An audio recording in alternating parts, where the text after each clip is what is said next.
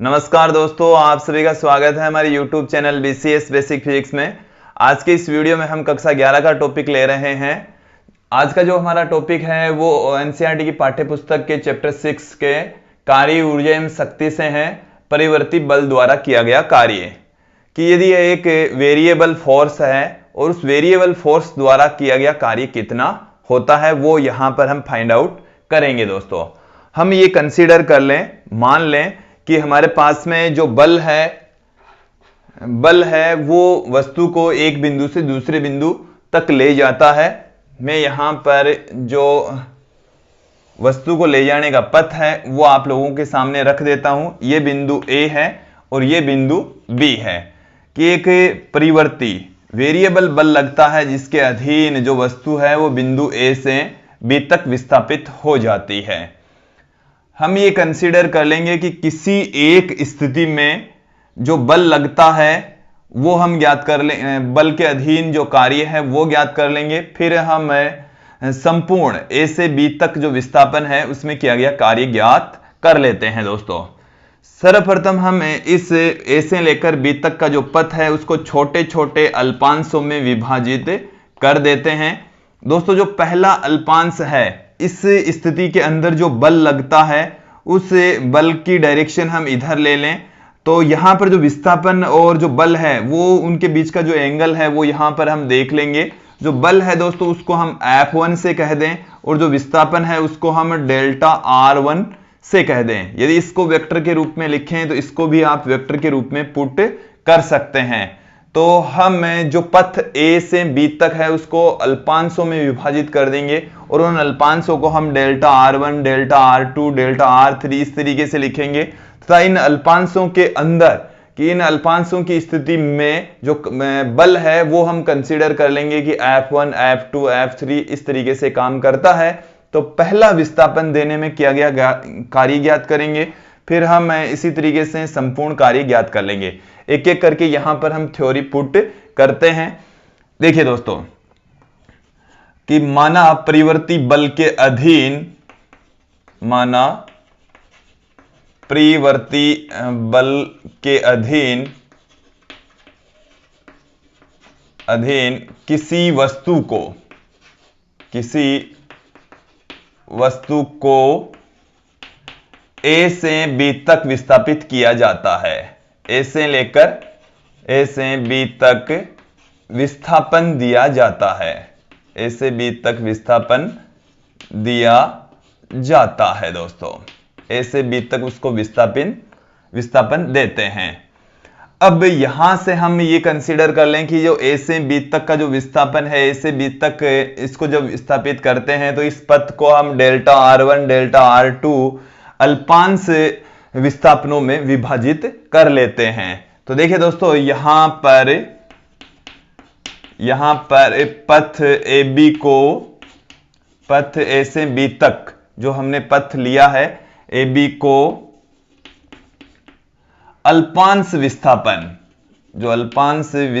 है उन अल्पांश विस्थापनों को हम डेल्टा R1 अल्पांश विस्थापन delta R1 vector, delta R2 vector, delta R3 vector dot में विभाजित कर सकते हैं, बांट सकते हैं, विभाजित कर देते हैं। दोस्तों हमने इनको अल्पांश के रूप में तोड़ दिया है। इन स्थितियों में, इन अल्पांशों की स्थितियों में जो बल काम करते हैं उसको भी हम उसी फॉर्म में ही तोड़ देंगे। तो इन अल्पांश विस्थापनों की स्थितियों में, इन अल्पांश विस्थापनों की स्थिति में जो बल लगते हैं उसको हम किस तरीके से पुट करेंगे। विस्थापनों की स्थिति में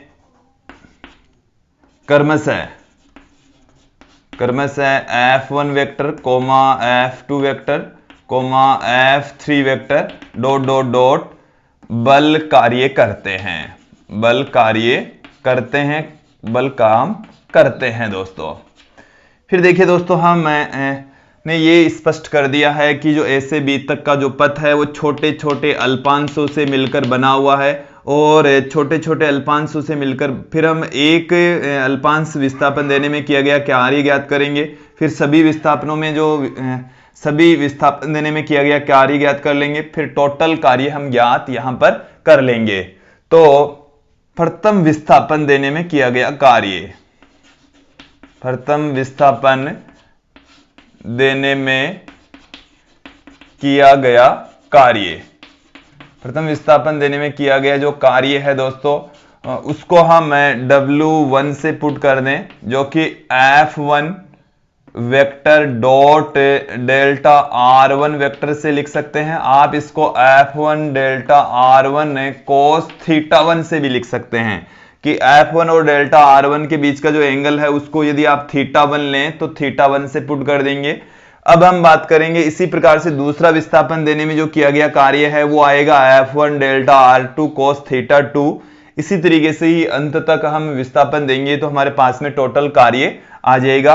तो A से B तक विस्थापित करने में, A से B तक विस्थापन देने में किया गया कार्य, विस्थापन देने में किया गया कार्य, A से B तक विस्थापन देने में किया गया कार्य कितना हो जाएगा? कुल कार्य आ जाएगा दोस्तों। तो हम उसको कुल कार्य कह दें तो कुल कार्य है दोस्तों W के इक्वल आएगा और W बराबर हम पुट कर देंगे, पहला जो विस्थापन देने में किया गया कार्य है वो आएगा हमारे पास में F1 डेल्टा R1 cos θ1, फिर प्लस में दूसरा विस्थापन देने में जो किया गया कार्य है F2 डेल्टा R2 cos θ2, क्योंकि इस स्थिति में F2 और डेल्टा R2 के बीच का एंगल θ2 है तो यहां पर cos θ2 ही लेंगे दोस्तों। फिर इसी प्रकार से तीसरा विस्थापन देने में किया गया कार्य F3 डेल्टा R3 cos θ3, और इसी तरीके से सिमिलर ये चलता जाएगा। अंतिम विस्थापन देने में किया गया कार्य, छोटे छोटे अल्पांशों में विस्थापन देने में किया गया कार्य हम यहां से ज्ञात कर लेंगे।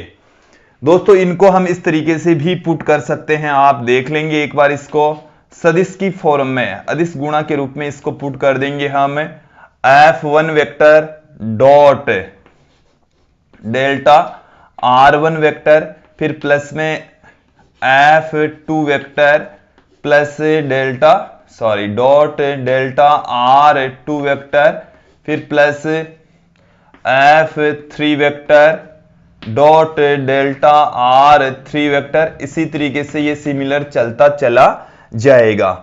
इसको हम समेशन के रूप में लिखें तो किस तरीके से लिख सकते हैं?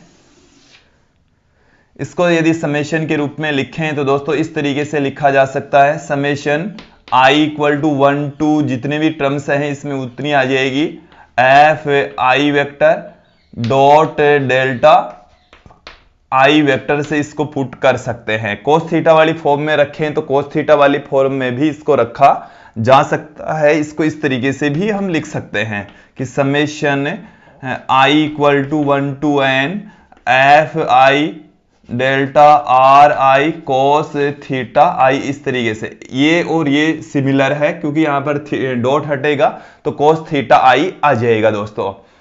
इस इक्वेशन को हम समाकलन के रूप में भी पुट कर सकते हैं। उपरोक्त को समाकलन के रूप में लिखने पर, उपरोक्त को समाकलन के रूप में लिखने पर, समाकलन के रूप में लिखेंगे तो क्या आ जाएगा हमारे पास में?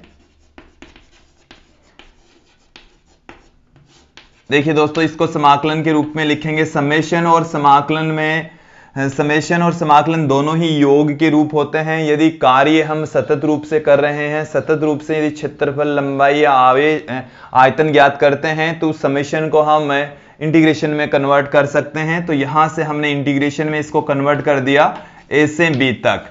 देखिए दोस्तों इसको हम फिर इस तरीके से पुट करेंगे F dr cos थीटा। ये जो विस्थापन है इसको हम dr की फॉर्म में पुट कर देंगे। ये जो विस्थापन है बहुत छोटा, अल्पांश विस्थापन बहुत छोटा, उसको dr की फॉर्म में भी पुट कर सकते हैं। तो जो परिवर्ती बल है उसके अधीन जो किया गया कार्य है उसका फॉर्मूला इस तरीके से आ जाएगा दोस्तों। इसे हम इस तरीके से भी लिख सकते हैं, W बराबर इंटीग्रेशन ए से लेकर बी तक F vector dot D R vector, इस तरीके से भी जो वर्क डन है उसको पुट किया जा सकता है। दोस्तों यह है परिवर्ती बल के अधीन किया गया कार्य का सूत्र, फॉर्मूला, व्यंजक। तो आप लोग यहां पर इसको अच्छे से समझ सकते हैं, जान सकते हैं। ये हमारे पास में था कि परिवर्ती बल के अधीन यदि बल की वैल्यू वेरिएबल है, चेंजेबल है, परिवर्ती होती है, बदलती है, तो उस स्थिति में जो कार्य है वो कितना किया जाएगा। तो W बराबर A से लेकर B तक इंटीग्रेशन हो गया F vector dot D R vector, इस कार्य की वैल्यू प्राप्त होती है। तो मुझे उम्मीद है दोस्तों कि आप लोगों को ये वीडियो अच्छे से समझ में आया होगा। आज के इस वीडियो में इतना ही। धन्यवाद दोस्तों।